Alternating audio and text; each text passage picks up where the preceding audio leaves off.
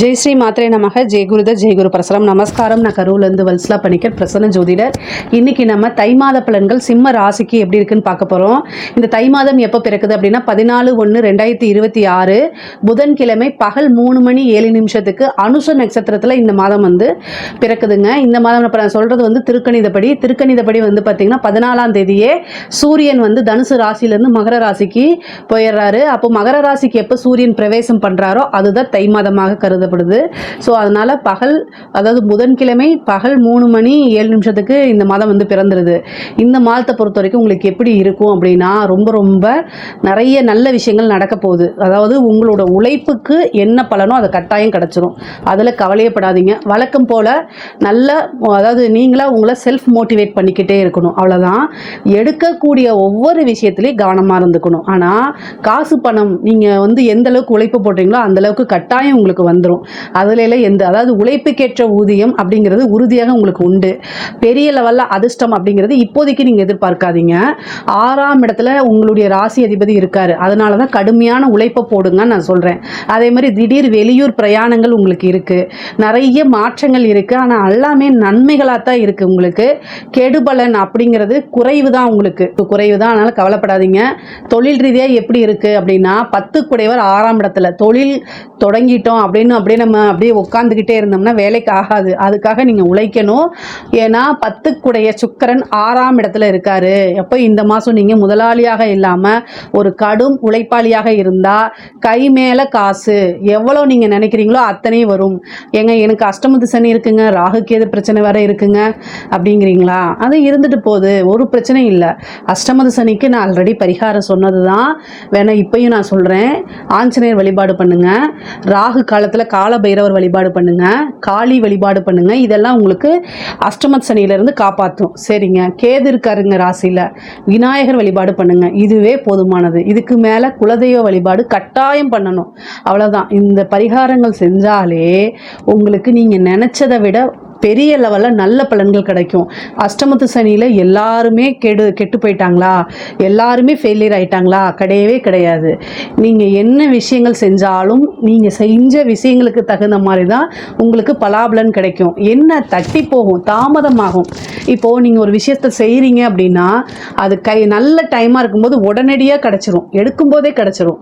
ஆனால் கொஞ்சம் டைம் சனி என்ன செய்வாருன்னா கால தாமதத்தை தான் பண்ணுவார். அவர் ரொம்ப நல்லவர். ஸோ அதனால் கால தாமதத்தை பண்ணினாலும் உங்களுக்கு கட்டாயம் கொடுத்துருவார். நீங்கள் கவலையே படாதீங்க. இருக்கிறதுலே டேஞ்சரானது கேது தான். ஸோ அதனால் நீங்கள் சனியவே பிடிச்சிக்கிட்டு அப்படியே இருக்காதீங்க. சனி பெரிய லெவலில் உங்களுக்கு சங்கடங்களை கொடுக்க மாட்டார். ஆனால் கேது தான் விரக்தி நிலையை கொடுப்பாரு. ஒருத்தங்க ஆகக்கூடாதது என்னென்னா விரக்தி. ஸோ உங்களுடைய செல்ஃபை நீங்கள் என்னென்னா மோட்டிவேட்டடாக இருக்கணும். செல்ஃப் மோட்டிவேட்டட் அதிகமாக உங்களுக்கு தேவை. உங்கள் மேலே அதிகமான நம்பிக்கையை நீங்கள் தான் வைக்கணும், மற்றவங்க வைக்கக்கூடாது. நீங்கள் உங்கள் மேலே ஃபஸ்ட்டு நம்பிக்கை வைக்கணும். நம்மளால் இது முடியும் அப்படின்னு நீங்கள் நம்பிட்டிங்கன்னா எல்லாமே உங்களுக்கு சக்ஸஸ் ஆயிரும். எந்த கவலையும் இல்லைங்க. சரிங்க. இப்போது பிஸ்னஸ் ரீதியாக நிறைய மாற்றங்கள் இருக்குது. வருமானம் அப்படிங்கிறது உறுதியாக இருக்குங்க. புதுசாக பிஸ்னஸ் ஸ்டார்ட் பண்ணலாமான்னா இந்த மாதம் ஸ்டார்ட் பண்ணலாம். ஏன்னா 12ஆம் இடத்தை நிறைய கிரகங்கள் பார்க்குது. 12ஆம் இடம்ங்கிறது இன்வெஸ்ட்மெண்ட்டு. உங்களோட ராசி அதிபதி யார்? 6ஆம் இடத்துல இருந்து 12 பார்க்குறாரு. அப்போ அது ஒரு நல்ல இன்வெஸ்ட்மெண்ட்டு. 10 குடையவர் 12ஆம் இடத்தை பார்க்குறாரு 6ஆம் இடத்துல இருந்து. நல்ல ராஜ யோகத்தை கொடுக்கக்கூடியவர். 4, 9 கூடிய செவ்வாய் 6ஆம் இடத்துல இருந்து உச்சம் பெறுறாரு. அப்போ செவ்வாய் 6ஆம் இடத்துல இருந்து உச்சம் பெற்றா என்ன? உழைத்தா அந்த உழைப்புக்கு பல மடங்கு, பல லட்சங்கள், பல கோடிகளை குவிக்க முடியுங்கிற அர்த்தம் தான் இந்த மாதம். இந்த மாதத்தில் உங்களுக்கு என்னென்னா நீங்கள் என்ன அளவுக்கு ஹார்ட் ஒர்க் போடுறீங்களோ அந்த ஹார்ட் ஒர்க்குக்கு தகுந்த மாதிரி நல்ல பலன்கள் உறுதியாக உண்டு. 6ஆம் இடம்ங்கிறது நல்ல இன்கம்ங்க. நிறைய சொத்து சேர்க்கைங்க. திடீர்னு ஒரு சொத்து சேர்க்கை சேர்ந்துருங்க. ஆல்ரெடி வீடு இருந்தாலும் இன்னொரு வீடு, வாகனங்கள் வாங்கக்கூடிய அமைப்புகள்லாம் கொடுத்துருங்க. ரொம்ப சூப்பரான அமைப்புகள் இந்த மாதம் உங்களுக்கு உறுதியாக இருக்குது. உத்தியோகத்தில் இருக்கவங்களுக்குலாம் இது சூப்பரான இது. நீங்கள் எவ்வளோ நாள் கஷ்டப்பட்டிருந்தாலும் சரி இந்த மாதம் நீங்கள் கஷ்டப்பட்டது எல்லாத்துக்கும் கை மேலே பலன் கிடைக்க போகுதுங்க. 6ஆம் இடத்துல சூரியன் உங்கள் ராசி அதிபதி சுக்கிரன், செவ்வாய் உச்சம் பெறுறாரு. அப்புறம் புதன் 2, 11 கூடையவருங்க அவர் இருக்கார். அதனால என்னென்னா உத்தியோகத்தில் இருக்கவங்களுக்கு நல்ல லாபம், நிறைய சேலரி இன்க்ரிமெண்ட்டு, நீங்கள் நினச்சதை விட கூடுதலான பலன்கள், திடீர்னு ஒரு உத்தியோக உயர்வு, இது மாதிரி உங்களுக்கு உறுதியாக கிடைக்கும். தொழிலில் இருக்கவங்கள விட பிஸ்னஸ்ஸு தொழில் இது ரெண்டில் எது பெஸ்ட் அப்படின்னா உத்தியோகத்தில் இருக்கவங்களுக்கு தான் சூப்பர் நான் சொல்லுவேன். தொழில் இருக்குது, அதுவும் நல்லது தான். ஆனால் உத்தியோகத்தில் இருக்கவங்களுக்கு இந்த மாதம் சூப்பரான மாதம். ஏன்னா 6ஆம் இடத்துல இருக்குது, திடீர்னு ஒரு ப்ரமோஷன்ஸு. நீங்கள் எந்த இடத்துல வேலை எதிர்பார்த்தீங்களோ ஆஃபர் லெட்டர் கொண்டு வந்து கொடுப்பாங்க. அதே மாதிரி அங்கே போய் வேலை பார்க்குறது, நல்ல காசு பணம் சம்பாதிக்கிறது, ஒரு நல்ல போஸ்டிங்கில் போய் உட்கார்றது, அதே மாதிரி ஆல்ரெடி வேலை செஞ்ச இடத்துல வந்து உங்களை பாராட்டுறதுங்க. மெயினாக உங்களை பாராட்டுறது. பொதுவாகவே நம்ம உழைப்புக்கு காசு பணம் வருது, ஆனால் நமக்கு ஒரு பாராட்டு அங்கீகாரமும் கிடைச்சாதானே அது ரொம்ப நல்லாயிருக்கும். அந்த மாதிரி அமைப்பெல்லாம் இந்த மாதம் உங்களுக்கு நடக்கும். அது மூலிமா நல்ல மன மகிழ்ச்சி ஆகக்கூடிய அமைப்புகள். சரிங்க. அதே மாதிரி 6ஆம் இடம்ங்கிறது வந்து ஹெல்த்தையும் நீங்கள் பார்த்துக்கணும். நோயின்னு சொல்லக்கூடிய இடமும் வந்து பார்த்திங்கன்னா 6 தான். ஸோ மருத்துவ செலவு இருக்குது. ஹெல்த்தில் ஏதாவது ஒரு பிரச்சனைனா உடனடியாக மருத்துவரை ஆலோசனை பண்ணிவிட்டு அவங்களுடைய அறிவுரைப்படி கட்டாயம் நீங்கள் நடந்துக்கணும். இல்லை அப்படின்னா ஹெல்த்தில் ஏதாவது பிரச்சனைகள் வரத்துக்கு வாய்ப்பு இருக்குது. கவனமாக இருங்க. சரிங்க. அதே மாதிரி வந்து 6ஆம் இடம் நோய் மட்டும்தானா? கடன். ஸோ கடன் ரீதியாக கஷ்டங்கள் இருக்குதான், நான் இல்லைன்னு சொல்ல மாட்டேன். நீங்கள் சமாளிக்க முடியுமா அப்படின்னு கேட்டிங்கன்னா கட்டாயம் சமாளிக்க முடியும். நீங்கள் 6 கூட 2 11 கூடையவரும் 6ல் போய் உட்காந்துருக்காரு. சிம்மராசிக்காரங்க, நான் ஒரே ஒரு விஷயம் சொல்கிறத கேளுங்க. எப்போவுமே நமக்கு கஷ்டங்கள் அப்படிங்கிறது தொடர்ந்து இருந்துக்கிட்டே இருக்காது. இந்த டைம் மட்டும்தான். இப்போ வந்து உங்களுடைய ராசியில் கேது இருக்குது. ஸோ அதனால் நீங்கள் பொதுவாகவே யார்கிட்டையும் போய் ஹெல்ப்பே கேட்க மாட்டீங்க. நீங்கள் வேணால் ஹெல்ப் பண்ணுவீங்க மற்றவங்களுக்கு. நம்ம போய் ஹெல்ப் கேட்குறதா அப்படின்னு சொல்லிட்டு உங்களுக்கு ஒரு கொஞ்சம் இது இருக்கும். ஸோ அதனால் நமக்கு உண்டான விஷயங்கள் நம்மளே பண்ணிக்கலாம், நம்மளே உழைச்சி முன்னேறிக்கலாம் அப்படின்னு நினைக்கக்கூடிய டைப் தான் நீங்கள். யார்கிட்டையும் அவ்வளோ சீக்கிரமாக போய் உதவின்னு கேட்க மாட்டீங்க.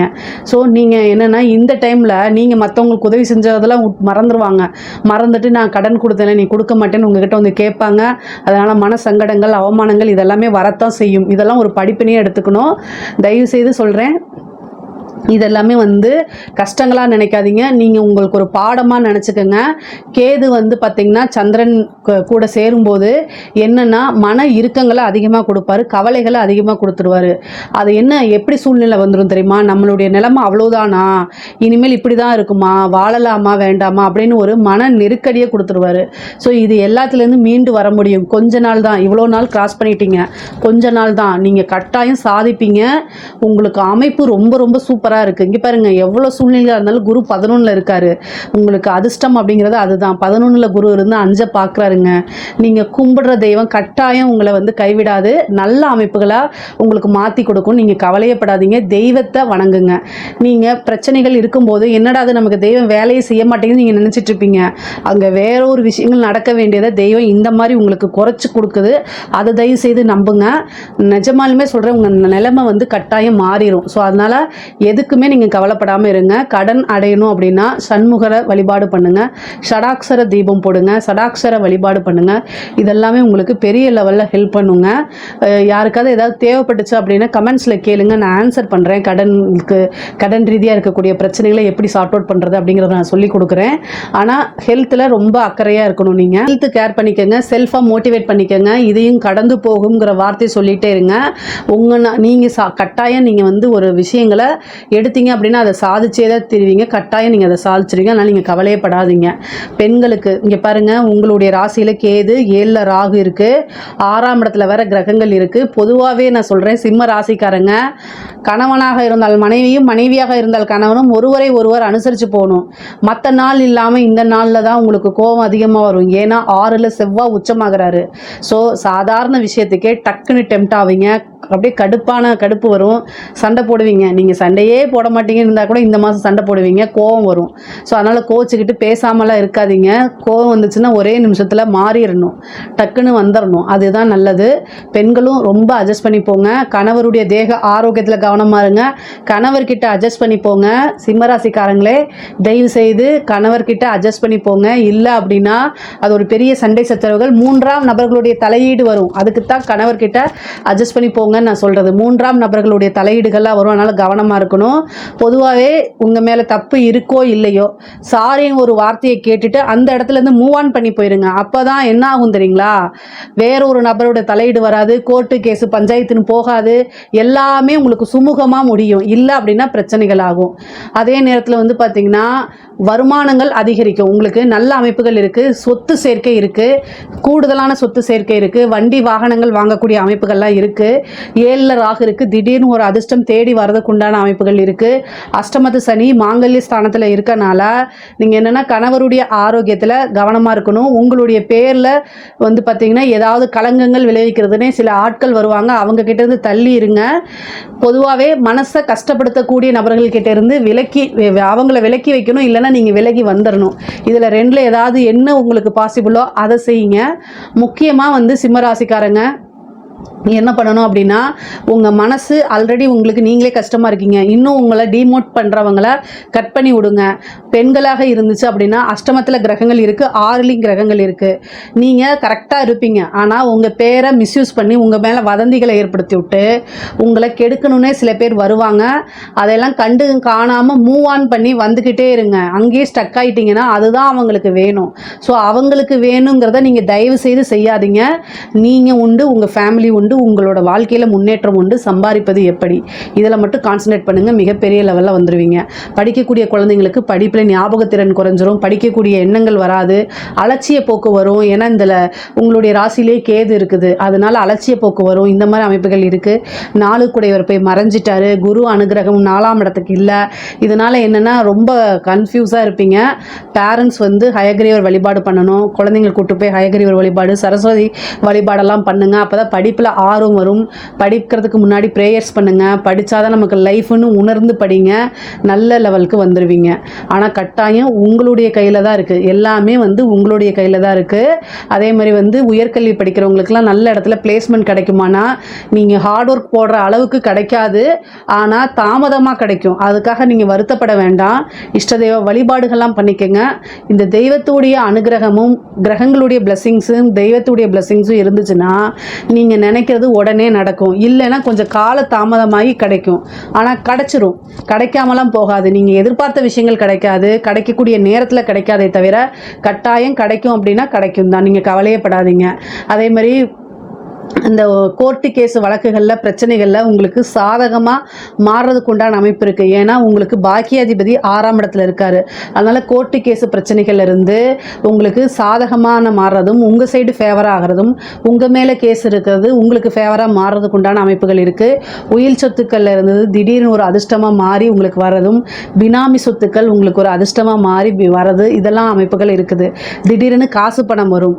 நீங்கள் எதிர்பார்க்காத நேரத்தில் நல்ல விஷயங்கள் உங்களை தானாக தேடி வரதுக்கு உண்டான அமைப்புகள் இந்த மாதம் உறுதியாக இருக்குது. அரசாங்க துறையில் இருக்கவங்களுக்கு காசு பணமும் வரும், கூட பிரச்சனையும் வரும். அதனால் கவனமாக இருங்க. லஞ்ச லாவணங்களை இப்போதைக்கு தவிர்க்கிறது நல்லது. அரசாங்கத்தில் அதிகாரிகள் வந்து உயர் அதிகாரிகள் கொஞ்சம் வேலைப்பளு அதிகமாக கொடுப்பாங்க, அழுத்தங்களுக்கு உங்களுக்கு வரும், ரொம்ப ஜாஸ்தியாகவே இருக்கும். ஆனால் சமாளித்து தான் ஆகணும். இந்த சங்கடங்களெல்லாம் சமாளிச்சிங்க அப்படின்னா நீங்கள் மிகப்பெரிய சாதனையாளராக மாறுறதுக்கு 100% வாய்ப்புகள் உறுதியாக உண்டு.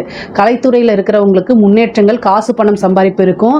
ஒரு வாய்ப்பு தட்டி போனால் அடுத்த வாய்ப்பு உங்களை தானாக தேடி வரும். நெகட்டிவாக பப்ளிசிட்டி ஆகிறதுக்கு நிறைய வாய்ப்புகள் இருக்குது. ஆனால் ஏதாவது ஒரு வாய்ப்பு வந்தால் போதும்னு மட்டும் நினைங்க, மிகப்பெரிய லெவலில் நீங்கள் சக்ஸஸ் பண்ணிடுவீங்க. நல்ல வருமானம் வரும், நிறைய அலைச்சல்களை மேற்கொள்கிற மாதிரி வரும். சின்ன சின்ன விஷயங்கள் தான் உங்களுக்கு கிடைக்கும். கிடைக்கக்கூடிய ஒவ்வொரு விஷயத்தையும் நீங்கள் கரெக்டாக யூஸ் பண்ணிட்டீங்கன்னா மிகப்பெரிய லெவலில் சக்ஸஸ் ஆக முடியும். சரி, அரசியல்வாதிகளுக்கு இங்கே பாருங்கள், அரசியல்வாதிகளுக்கு அஷ்டமத்து சனி இருக்குது, உங்களுடைய இதில் கேது இருக்குது. இந்த டைம் உங்களுக்கு சரியில்லைன்னு தான் நான் சொல்லுவேன். சிம்மராசியில் முக்கியமாக வந்து பார்த்திங்கன்னா அரசியல்வாதிகள் பெரிய லெவலில் சக்ஸஸ் பண்ணுறதுக்கு உண்டான வாய்ப்புகள் ரொம்ப குறைவு. ஸோ ஜாக்கிரதையாக இருந்துக்கணும். சில பரிகாரங்கள் பண்ணிக்கோங்க, தெய்வ வழிபாடுகள் பண்ணிக்கோங்க. உங்களை நெகட்டிவாகவும் உங்களை வந்து மக்கள் வில்லனாக பார்க்குறது, அதே மாதிரி வந்து நீங்கள் நல்லது செய்ய போவீங்க, நிறைய ஸ்கீம்லாம் இதெல்லாம் கொடுத்தா கூட உங்களுக்கு வந்து பார்த்திங்கன்னா ஒரு வில்லத்தனமாக பார்க்குறது, அவங்க கஷ்டப்படுறதுக்கு நீங்கள் தான் காரணம்னே நினைக்கிறது, நீங்கள் பாவம் என்ன செய்கிறதுனே தெரியாமல் இருக்கிறது, இது மாதிரிலாம் சங்கடங்கள் வரத்தான் செய்யும். அதனால் கவனமாக இருந்துக்கங்க. அரசியல்வாதிகள் கட்டாயம் பரிகாரம் பண்ணுங்கள், தெய்வ வழிபாடுகள் பண்ணுங்கள். பொதுவாகவே வந்து பார்த்திங்கன்னா கடன் ரீதியாக இருக்கக்கூடிய பிரச்சனைகளை படிப்படியாக முன்னேறது, அதாவது அதிலேருந்து கடனை அடைச்சிட்டு வெளியில் வரதுக்கு உண்டான அமைப்புகள் கட்டாயம் உங்களுக்கு பிறக்கும். சனியோடைய தொந்தரவும் இந்த ராகுகேதுடைய தொந்தரவுகளும் வந்து குறையிறதுக்கு சில வழிபாடுகள்லாம் நான் சொல்லியிருக்கேன். தெரியலன்னா கமெண்ட்ஸில் கேளுங்க, நான் கட்டாயம் ஆன்சர் பண்ணுறேன். நம்மளுடைய சேனலை லைக் பண்ணுங்கள், ஷேர் பண்ணுங்கள், சப்ஸ்கிரைப் பண்ணுங்கள். நன்றி, வணக்கம்.